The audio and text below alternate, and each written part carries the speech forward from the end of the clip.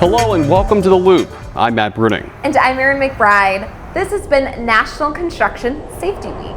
It's an opportunity to recognize and celebrate the promise to do whatever it takes to send everyone home safely. Every day, the men and women of ODOT deal with close calls on the road, just like last week, where this crew on I-480 in the Cleveland area was working to clear a storm drain when they were nearly hit. We're happy to report that there were no injuries in this incident. However, that hasn't been the case for several other crashes that have occurred earlier this year. Ohio's Move Over law requires you to move over for vehicles with flashing lights. If you can't move over, you must slow down. Please keep our hardworking men and women safe by following the law and paying attention while on the road. It's also National Construction Appreciation Week, so thank you to all the men and women of ODOT, but also the men and women who work for the contractors out there on the highways as well.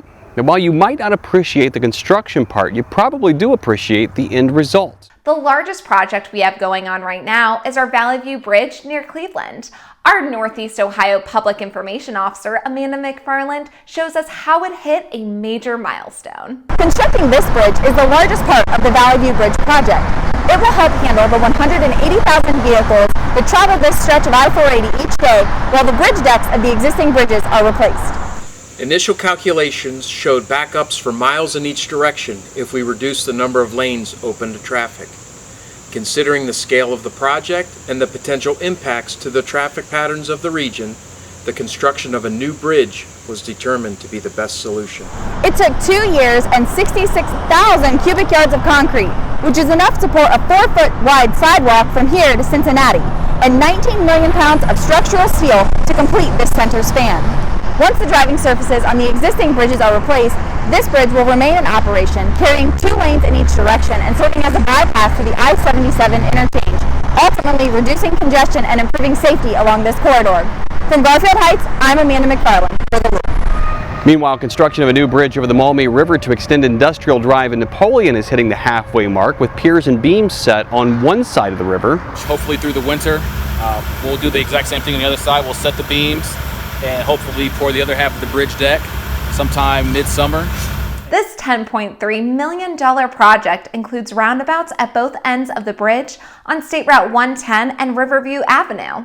It's scheduled for completion in the summer of 2022. Well, the Who Knew Guru is always overflowing with information, and this week is no different, though it may be a bit draining to watch. Right, Bruning, and you're just flooding our screen with such a great personality. You see, water is our worst enemy. Seriously, it sneaks in, it wreaks havoc on the pavement subgrade, which is just like the foundation of your home. If water continuously gets into your basement and foundation, things can get ugly and repairs can get costly. It's the same for pavement. And one of the operations we employ to mitigate water's nasty impact to our road is ditching. It seems simple, right? Our crews get some equipment and clean out the ditch to allow water to successfully drain off the roadway. But my good dude, Bert Toombs, the Highway Management Administrator in Southeastern Ohio, explained it's a lot more complicated than that. Now, before ditching, we start with berming to remove any debris or sediment along the shoulder that could block water from properly draining into the ditch. Then, we'll clean out the ditch all the way to the culvert. And finally, we'll clean out the culvert. So you see, this important task is more complex and requires the proper training, planning, tools, and equipment to do it right. Who knew? Thanks a lot, Dave. Get more ODOT news online at transportation.ohio.gov. Follow us on social media.